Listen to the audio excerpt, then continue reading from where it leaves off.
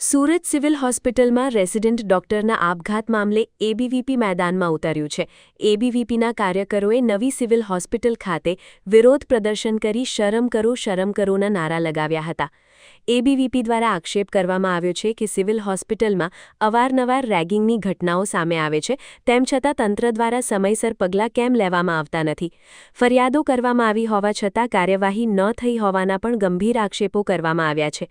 હર્ષ પંડ્યાના આપઘાત મામલે જવાબદારો સામે કડક કાર્યવાહી અને રેગિંગ પર રોક लगावવાની માંગ સાથે એબીવીપીએ વિરોધ નોંધાવ્યો છે।